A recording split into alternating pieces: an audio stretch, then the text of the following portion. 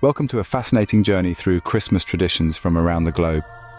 While many of us may picture Christmas with snow, Santa Claus, and festive lights, each country has its own unique way of celebrating this season of joy.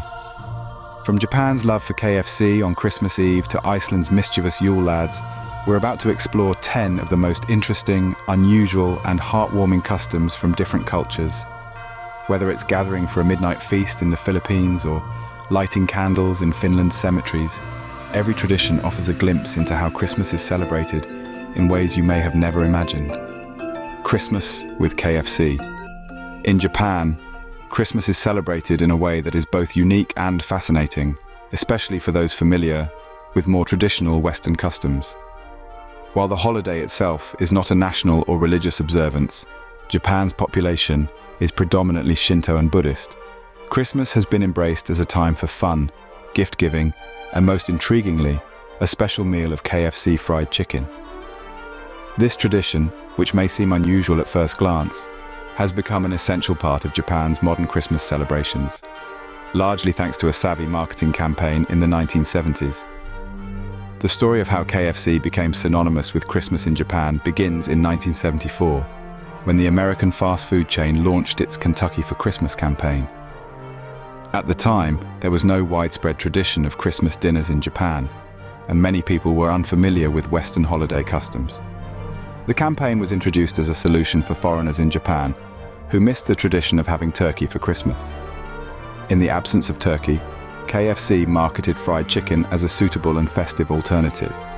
The idea caught on not only with expatriates, but with the Japanese population as well, who were increasingly interested in Western culture. KFC's campaign positioned fried chicken as a quintessential Christmas meal, portraying it as something special, celebratory, and even luxurious. Families were encouraged to pre-order their KFC Christmas dinner, which came in specially decorated buckets and often included side dishes, cake, and champagne. The idea of a shared, convenient, and festive meal resonated with Japanese consumers, and soon, KFC became a staple of Christmas Eve in Japan. To this day, it is common for families and groups of friends to enjoy KFC together during the Christmas season, with long lines forming at KFC outlets as people pick up their orders. What makes this tradition even more remarkable is its widespread appeal in a country where only a small percentage of the population identifies as Christian. Christmas in Japan is not a religious holiday but a time for commercial celebrations, gift-giving, and romance. It is often seen as a couple's holiday akin to Valentine's Day, where people go on dates, exchange gifts, and admire elaborate light displays. For families, it is a time to gather, and KFC has become the centerpiece of many Christmas dinners. The sheer scale of KFC's Christmas success is impressive. Every year, around 3.6 million Japanese families order KFC during the Christmas season. Special Christmas-themed menus are rolled out weeks in advance, and reservations are required to ensure that customers can secure their holiday meals. The chain's success during this time of year is so significant that KFC locations in Japan often account for about a third of their annual sales during the Christmas period alone. This phenomenon demonstrates the power of cultural adaptation and marketing. KFC, with a single, well-timed campaign, managed to create a Christmas tradition that is now inseparable from the holiday season in Japan. For many Japanese, Christmas wouldn't feel complete without gathering around a bucket of fried chicken, a uniquely modern twist on the holiday that has captured the imagination of an entire nation. Simbang Gabi and Noche Buena. In the Philippines, Christmas is a celebration like no other, marked by one of the longest holiday seasons in the world. Central to this festive period are two cherished traditions, Simbang Gabi and Noche Buena, both deeply rooted in faith, family, and community. These customs, blending Catholic devotion with Filipino hospitality, create a unique and immersive experience that reflects the country's rich cultural and religious heritage. Simbang Gabi begins on December 16th and runs for 9 consecutive days, culminating on Christmas Eve.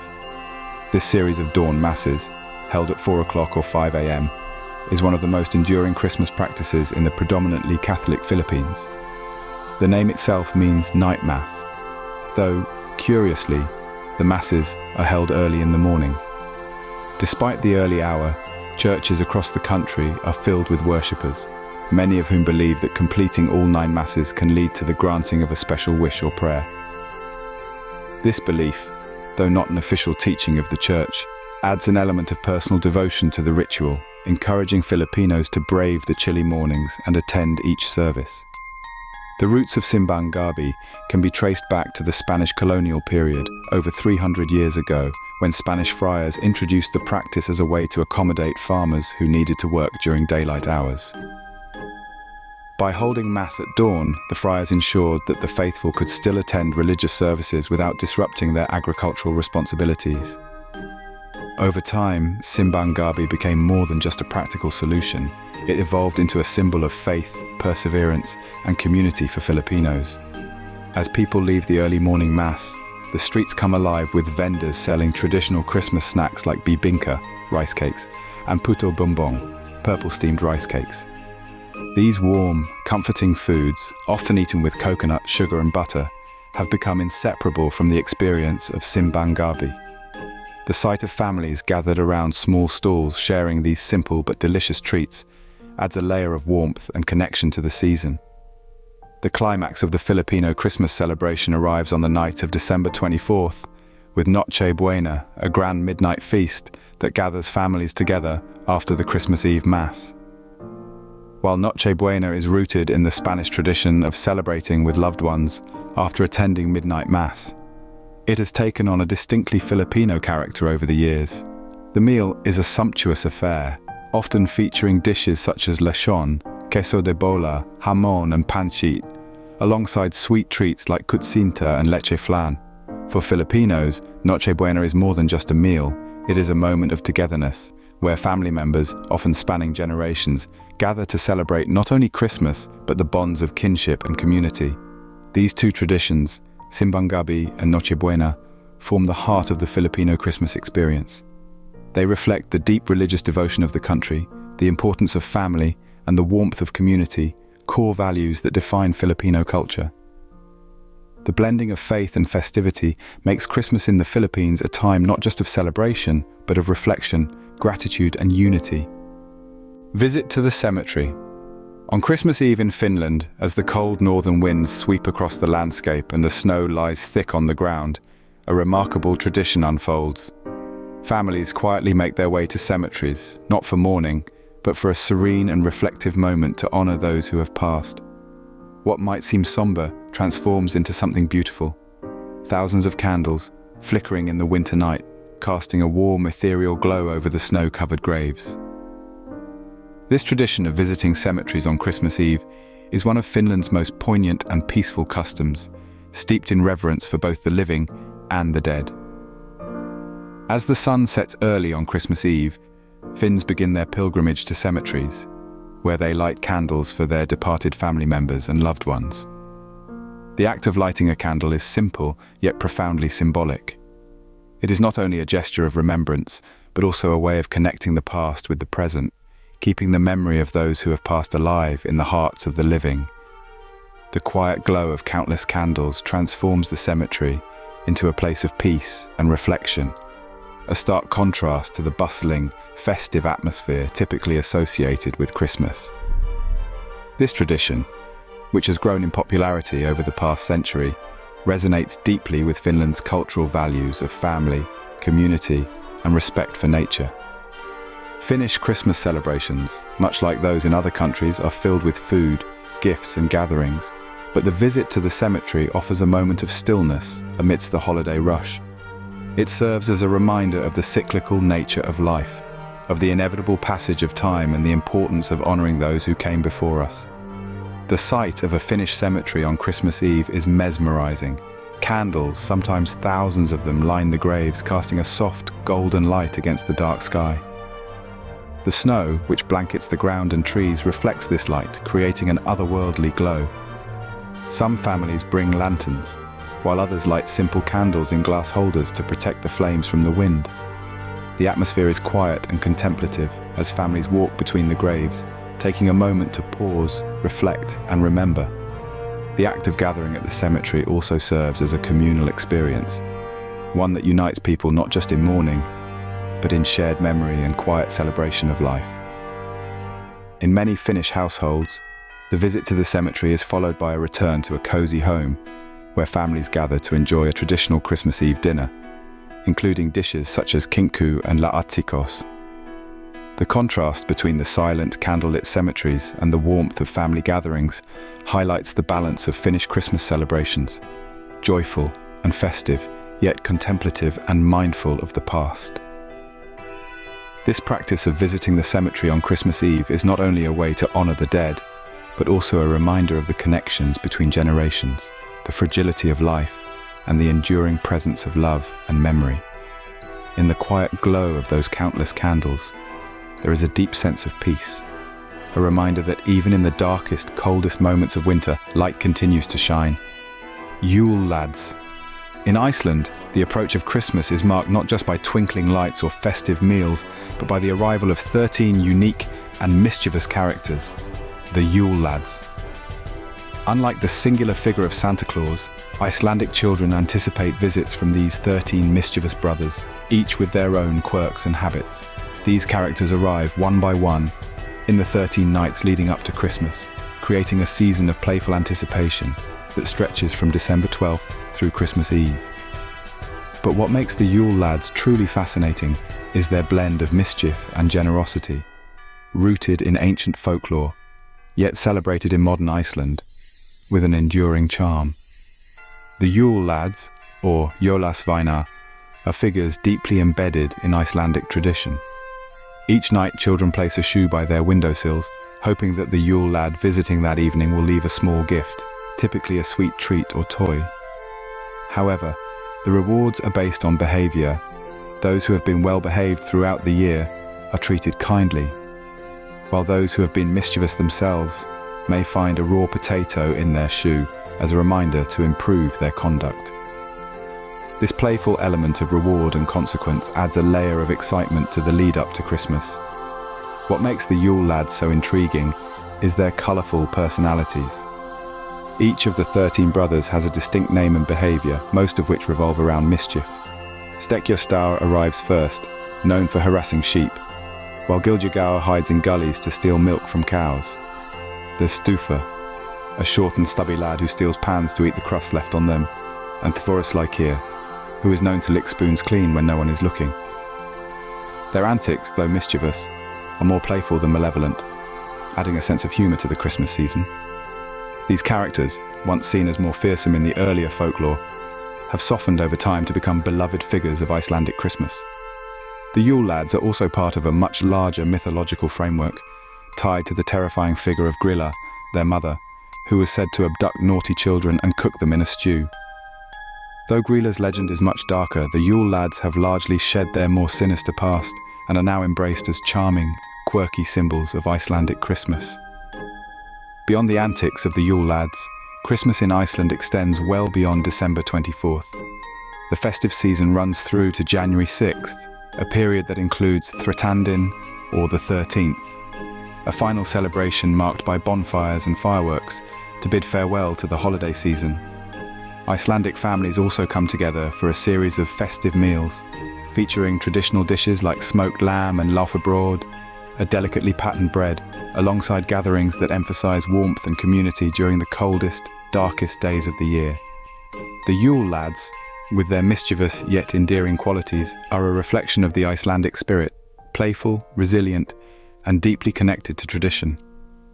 As children eagerly check their shoes each morning in the countdown to Christmas, the presence of these 13 unique figures ensures that the season is filled with a sense of wonder, joy, and just a touch of mischief. La Befana and Nativity scenes. In Sweden, as the long winter nights reach their peak, the celebration of St. Lucia's Day on December 13th brings a moment of light and warmth to the darkness. This uniquely Swedish tradition is one of the most beloved of the holiday season, steeped in both Christian and pagan symbolism, and rooted in the story of a martyr whose memory has inspired centuries of devotion. The day begins in homes, churches and schools across Sweden with the iconic Luciatag, or Lucia procession. At its center is a young girl chosen to represent Saint Lucia, dressed in a white gown symbolizing purity and crowned with a wreath of candles on her head. She leads a procession of other young girls also dressed in white, each holding a single candle. Together they walk through darkened halls and streets, singing traditional hymns that recount the story of Saint Lucia, a figure associated with light and hope in the depths of winter. The most famous of these songs is Sancta Lucia, a serene melody that echoes the solemn beauty of the event. The image of Saint Lucia, a Christian martyr from Syracuse, Italy, who died in the early 4th century, is central to the celebration. According to legend, she was known for secretly bringing food to persecuted Christians hiding in the Roman catacombs. To light her way through the dark tunnels, she wore a wreath of candles on her head, leaving her hands free to carry provisions. Her act of bravery and her ultimate martyrdom, she was said to have been executed for refusing to renounce her faith, made her a symbol of both sacrifice and unwavering faith. Her story traveled across Europe, and in Sweden, it took on a special resonance, merging with local customs that celebrated light during the winter solstice. While the religious origins of St. Lucia's Day are clear, the celebration in Sweden has also evolved into a broader cultural tradition. The white gowns worn by the girls in the procession are said to echo ancient pagan rituals that honored the return of the sun. In pre-Christian times, the winter solstice was a time to celebrate the end of the darkest days, and the lighting of candles symbolized the triumph of light over darkness. This blending of traditions, Christian martyrdom and pagan solstice rites, gives St. Lucia's Day a layered and deeply symbolic meaning. Throughout Sweden, Lucia processions take place in both public and private spaces. Schools select a Lucia to lead their procession, while in homes, families wake early to prepare a traditional breakfast of lusekata, saffron-flavored buns shaped like an S, often served alongside hot coffee or glögg. The eldest daughter in the family dons the white gown and candle crown, serving the meal to her family while embodying the spirit of St. Lucia.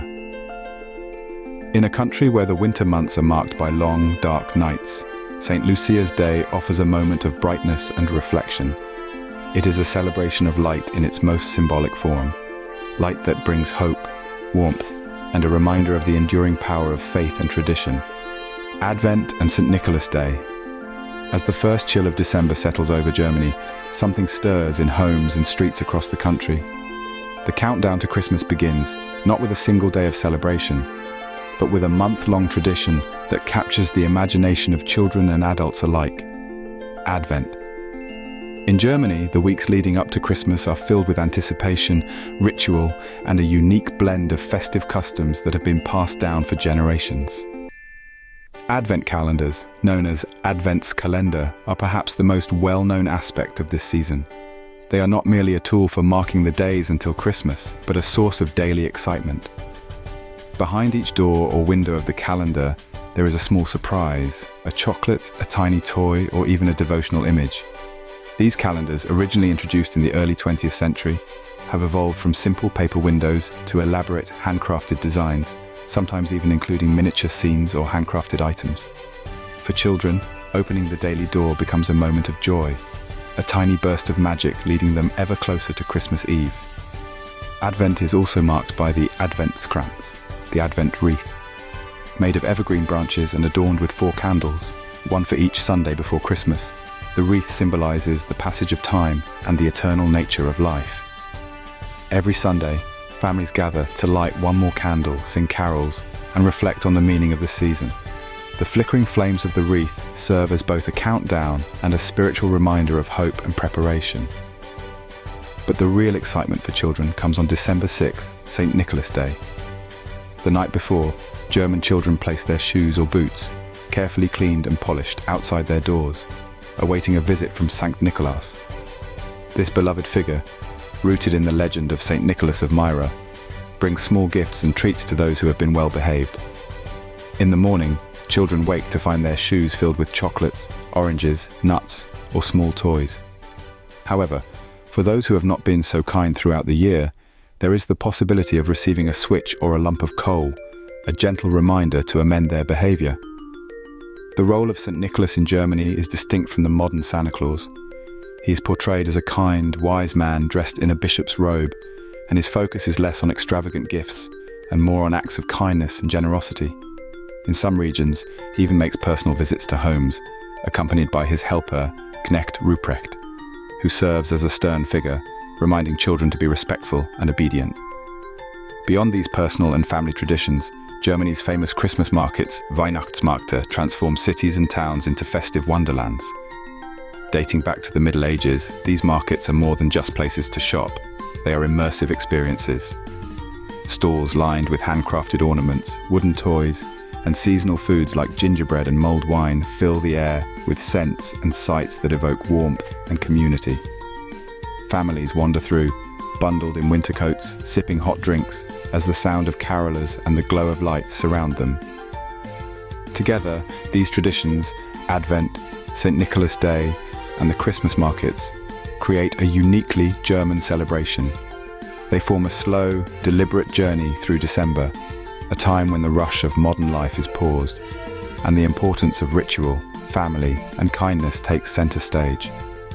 The joy isn't confined to a single day, but spread across weeks, allowing the magic of Christmas to build in layers, one small tradition at a time. St. Lucia Day. In Sweden, as the long winter nights reach their peak, the celebration of St. Lucia's Day on December 13th brings a moment of light and warmth to the darkness. This uniquely Swedish tradition is one of the most beloved of the holiday season, steeped in both Christian and pagan symbolism, and rooted in the story of a martyr whose memory has inspired centuries of devotion. The day begins in homes, churches and schools across Sweden with the iconic Lucia-tåg, or Lucia procession. At its center is a young girl chosen to represent St. Lucia, dressed in a white gown symbolizing purity and crowned with a wreath of candles on her head. She leads a procession of other young girls, also dressed in white, each holding a single candle. Together, they walk through darkened halls and streets, singing traditional hymns that recount the story of St. Lucia, a figure associated with light and hope in the depths of winter. The most famous of these songs is Sancta Lucia, a serene melody that echoes the solemn beauty of the event. The image of St. Lucia, a Christian martyr from Syracuse, Italy, who died in the early 4th century, is central to the celebration. According to legend, she was known for secretly bringing food to persecuted Christians hiding in the Roman catacombs. To light her way through the dark tunnels, she wore a wreath of candles on her head, leaving her hands free to carry provisions. Her act of bravery and her ultimate martyrdom, she was said to have been executed for refusing to renounce her faith, made her a symbol of both sacrifice and unwavering faith.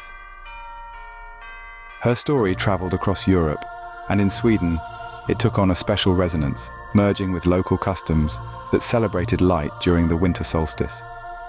While the religious origins of St. Lucia's Day are clear, the celebration in Sweden has also evolved into a broader cultural tradition. The white gowns worn by the girls in the procession are said to echo ancient pagan rituals that honored the return of the sun. In pre-Christian times, the winter solstice was a time to celebrate the end of the darkest days, and the lighting of candles symbolized the triumph of light over darkness. This blending of traditions, Christian martyrdom and pagan solstice rites, gives St. Lucia's Day a layered and deeply symbolic meaning. Throughout Sweden, Lucia processions take place in both public and private spaces. Schools select a Lucia to lead their procession, while in homes, families wake early to prepare a traditional breakfast of lussekatter, saffron-flavored buns shaped like an S, often served alongside hot coffee or glögg, mulled wine. The eldest daughter in the family dons the white gown and candle crown, serving the meal to her family, while embodying the spirit of St. Lucia. In a country where the winter months are marked by long, dark nights, St. Lucia's Day offers a moment of brightness and reflection. It is a celebration of light in its most symbolic form, light that brings hope, warmth, and a reminder of the enduring power of faith and tradition. Midnight Mass and Bûche de Noël. In the dimly lit churches of France, as the clock inches towards midnight on Christmas Eve, families gather for one of the most profound and enduring traditions of the season, La Messe de Minuit, the Midnight Mass. This solemn, sacred event marks the heart of Christmas in France, a time not only for reflection and prayer, but also for celebration with loved ones. Yet the reverence inside the church is just the beginning. As the congregation steps out into the cold night air, they head home to continue the night with Le Réveillon, a lavish and indulgent feast that can last until the early hours of the morning. Midnight Mass, with its ancient roots in the Christian faith, is celebrated with great significance in France. In rural villages and bustling cities alike, churches are filled with candlelight, hymns, and the resonant sound of choirs. The Mass recalls the Nativity story, drawing the faithful together to commemorate the birth of Christ. For many, this is the spiritual high point of the Christmas season, one that transcends commercialism and focuses on the deeper meaning of the holiday. But after the service, the tone shifts from solemnity to celebration. Le Réveillon, literally meaning awakening, begins. Historically, the feast was meant to wake families from the fasting and restraint observed during Advent. Now it's an opportunity to indulge, and the spread laid out on the table reflects the rich culinary traditions of France. Oysters, foie gras, smoked salmon, and roasted meats are all common on the Réveillon table, varying by region but united by their decadence. Perhaps the most iconic part of the meal is the Bûche de Noël, the Yule log cake. This dessert is more than just a sweet conclusion to the feast. It carries a story within its layers. The Bûche de Noël originates from an ancient practice where a real Yule log was burned in the hearth during the 12 days of Christmas. Families would select a large log from their woods, often carved with symbols of protection, to burn slowly and steadily throughout the Christmas season. As hearths disappeared from homes in the 19th century, this practice transformed into a symbolic one. The log was replaced with a cake shaped like a log, made of sponge cake rolled with buttercream, and often decorated with powdered sugar to resemble snow. Each element of the Bûche de Noël reflects the natural world and the passage of time, a connection between the old and new. Some versions are adorned with meringue mushrooms, representing the forests, while others are more minimalist, but always crafted with care and attention to detail. It's a reminder of the simpler times, when Christmas was centered around the family hearth, even as modern families now gather around the dinner table instead. As the feast winds down and the final crumbs of the Bûche de Noël are enjoyed, the family can look back on the night with both spiritual and physical nourishment. Midnight Mass and Le Réveillon are a testament to the French way of celebrating, a seamless blend of tradition, faith, and the pleasures of the table, all wrapped together in a night that stretches long into Christmas morning. BBQ and beach Christmas. Christmas in Australia looks remarkably different from the traditional images of snow-covered trees and roaring fireplaces that dominate much of the Western world's portrayal of the holiday. Instead, Christmas Down Under takes place at the height of summer, a fact that transforms both the atmosphere and the customs of the celebration. For many Australians, the day is marked not by heavy winter meals or indoor gatherings, but by beach outings, barbecues, and a joyful embrace of the country's outdoor lifestyle. The idea of a Christmas barbecue, or Barbie, as it's commonly called in Australia, has become one of the most iconic ways to celebrate the holiday. As the sun blazes and temperatures soar, families and friends gather in backyards, parks, and along the coastline to fire up the grill. Traditional Christmas fare like roast turkey and ham might still make an appearance, but the hot weather encourages a lighter, fresher take on the meal. Seafood, especially prawns, is a favourite, with many households indulging in lavish feasts of grilled fish, oysters, and of course the beloved prawns. It's not uncommon to hear about Australians heading to fish markets on Christmas Eve to stock up on the freshest catch for their Christmas Day spread. The beach, another hallmark of Australian Christmas, plays a central role in the celebrations. With the country's vast coastline and December temperatures often climbing into the 30s Celsius, a Christmas day spent on the sand is a quintessential experience. Families pack up picnics, bring beach umbrellas, and enjoy a full day of sun, surf, and sand. In cities like Sydney, Bondi Beach becomes a hotspot for both locals and tourists who want to experience a truly Australian Christmas. People swim, surf, and even play beach cricket, often while donning Santa hats and other festive accessories. While outdoor activities are central to the holiday, certain Christmas traditions persist in Australia in a uniquely adapted form. For instance, Australians still decorate their homes with Christmas trees, lights, and ornaments, but they often incorporate elements more suited to the summer season. You might find inflatable kangaroos with Santa hats or light displays featuring native animals like koalas and emus. The image of Santa Claus riding a sleigh through the snow is also humorously adapted, with some depictions featuring Santa in board shorts or arriving via surfboard instead of reindeer. One particularly Australian take on Christmas is the game of backyard cricket, played casually among family members and neighbors. The relaxed nature of the game, combined with its open-air setting, encapsulates the spirit of an Australian summer Christmas, informal, fun, and community-focused. It's a tradition that brings people together in a playful and inclusive way, further cementing the outdoor-centric nature of the holiday. In sum, Christmas in Australia is a vibrant celebration of the summer season where the beach and the barbecue take center stage. It reflects the country's laid-back culture and love of the outdoors, offering a fresh and sunny take on a holiday typically associated with cold, wintry settings. It's a reminder that Christmas traditions, while varied, are shaped by the environment and culture in which they evolve. And in Australia, this means celebrating under the summer sun. Christmas crackers and Boxing Day. On a chilly December morning in the United Kingdom, families across the nation prepare for one of the most beloved and uniquely British traditions of the holiday season, the pulling of Christmas crackers. These small, brightly coloured cardboard tubes, adorned with festive designs and tied at both ends, hold more than just trinkets and paper crowns. They carry with them a history that dates back nearly 2 centuries, a story of invention, adaptation and celebration. The origins of the Christmas cracker can be traced to the mid-19th century, when a London confectioner named Tom Smith sought to create a new way to market his sweets. Inspired by the French tradition of wrapping bonbons in decorative paper, Smith decided to add a small twist. After hearing the crackle of a log in the fireplace one evening, he had a sudden flash of inspiration.